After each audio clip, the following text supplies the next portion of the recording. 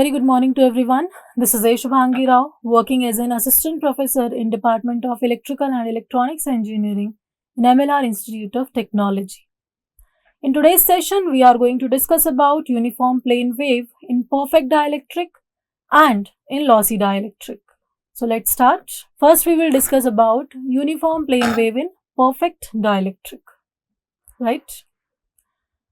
So, if a medium through which the plane wave is propagating is perfect dielectric, okay, then its conductivity will be 0. I'll repeat, if the medium where the wave is traveling is a perfect dielectric, then the conductivity will be 0, means sigma is equals to 0. This perfect dielectric medium is also called lossless medium or lossless dielectric. Okay. Let's consider that permeability and permittivity of the medium are epsilon is equals to epsilon naught epsilon r and mu is equals to mu naught mu r, where epsilon naught is equals to permittivity in free space, mu naught is equals to permeability in free space. Epsilon r is equals to permittivity in the medium and mu r is equals to permeability in the medium. Now we'll write the propagation constant gamma as under root of j omega mu into 0 plus j omega epsilon is equals to, if we solve it, see, this term will become 0, right? So we will get plus minus j omega into under root of mu epsilon, right? What was the term here? Sigma, because conductivity is 0, right? So sigma became 0. So we are getting gamma is equals to alpha plus j beta is equals to plus minus j omega under root of mu epsilon, right?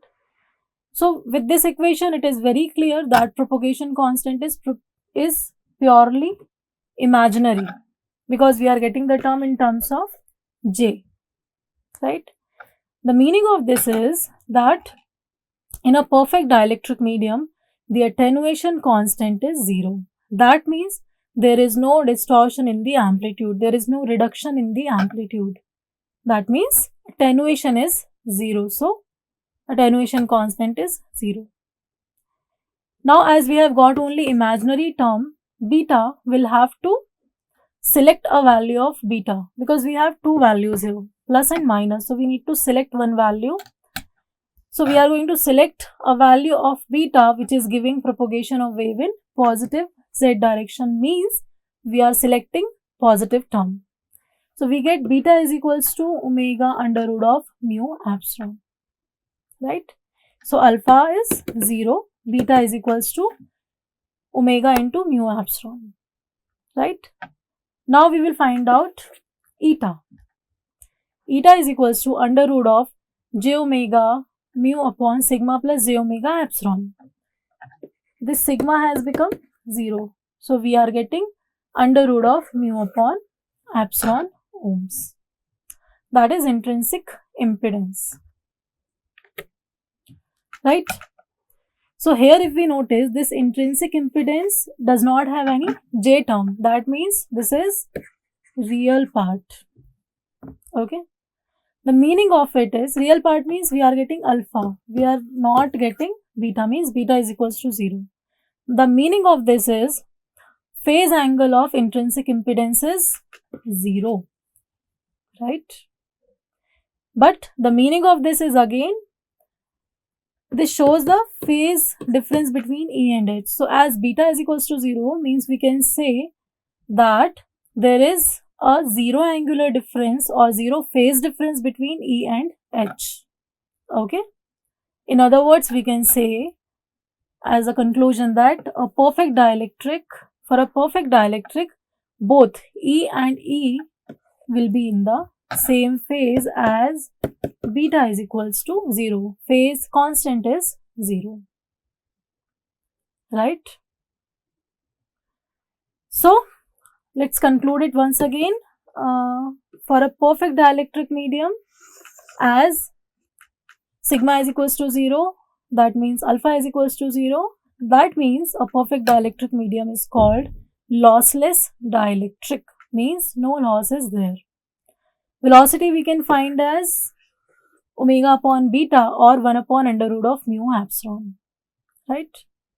Now if the wavelength is lambda, okay, for one cycle, then velocity can also be written in terms of wavelength, and the formula is v is equals to lambda f, where f is the frequency, meter per second, right?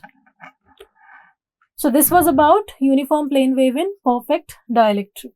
Now we will discuss about uniform plane wave in lossy dielectric, right? So if we talk about practical things, practically all the dielectric mediums will have some conductivity, okay? So we cannot directly neglect sigma assuming that it is 0, okay, because it will have some conductivity practically, right? So obviously if we will compare the results for perfect dielectric medium, so the result for lossy dielectric will be little bit different. As we have discussed that in case of perfect dielectric, sigma is equals to 0 and alpha is equals to 0. That means attenuation constant is 0. But here, as we are saying, it is not a perfect dielectric, it is a practical medium. It will have some conductivity, means sigma cannot be considered as 0, right? So we will again take this formula, gamma is equals to plus minus under root of sigma plus j omega epsilon into j omega mu.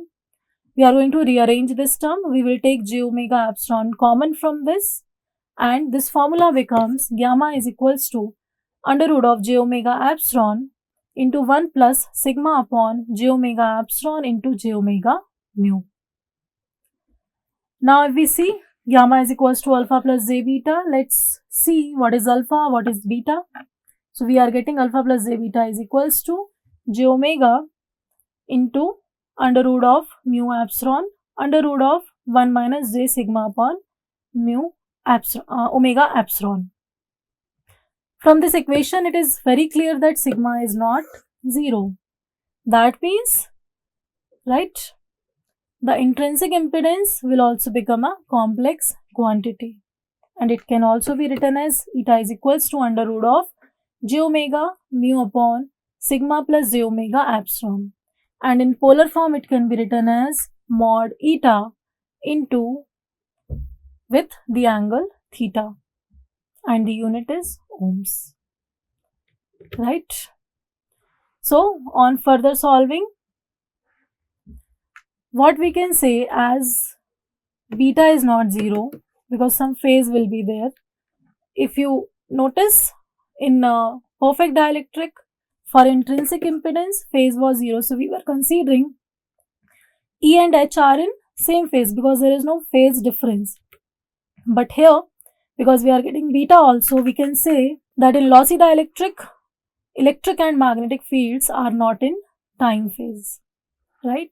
So if we solve it, we will get eta is equals to under root of j omega mu upon sigma plus j omega epsilon.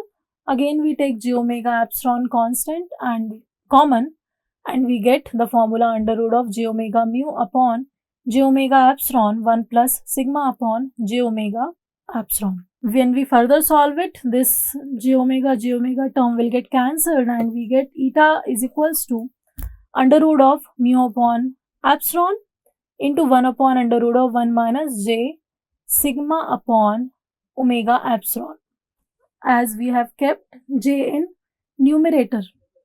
So it became minus. Theta angle can be written as 1 by 2 into pi by 2 minus tan inverse mu omega epsilon by sigma, and the unit is radian, okay? So this angle depends on the properties of the lossy dielectric medium, right, as well as the frequency of the signal, right?